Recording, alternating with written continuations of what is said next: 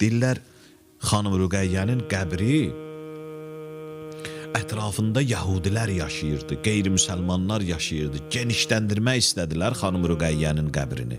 Pul verib alırdılar. Amma bir yəhudi var idi, ya xristiyan idi, qeyri-müsəlman idi. Deyir, bu razı olmadı. 2 qat pul verdilər, amma yenə razı olmadı. Heç də bu cür qaldı. Genişləndirmək istəyirlər. Axırda deyir, bu kişinin həyat yoldaşı hamilə olur, uşaq dünyaya gətirmək istəyir.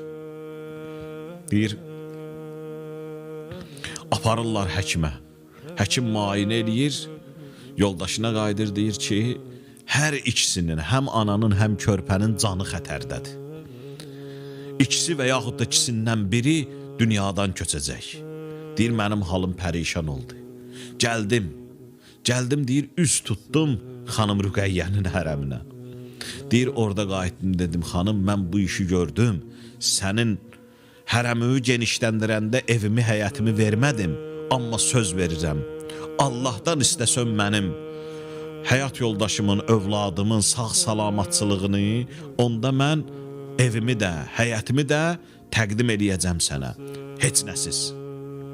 Amma Allahdan istə mənim yoldaşıma, balama şəfa versin. Deyir, bu təvəssülü elədim, biraz qaldım, deyir, gəldim təzədən xəstəxanaya.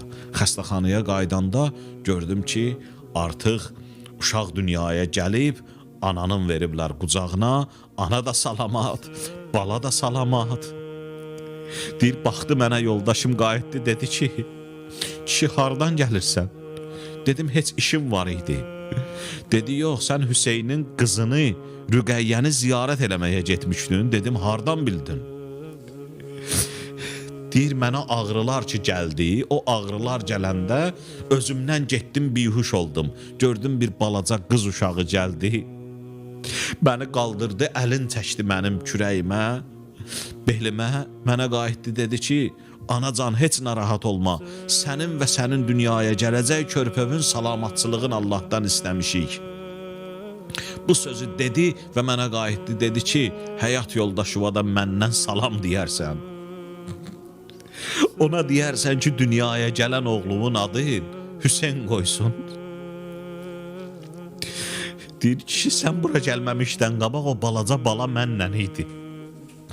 Ondan deyir, evini, eşiyini, bütün hər şeyin müsəlman da olur, verir xanım Rüqəyyənin hərəminə. Xanım Rüqəyyə belə bir xanımdır.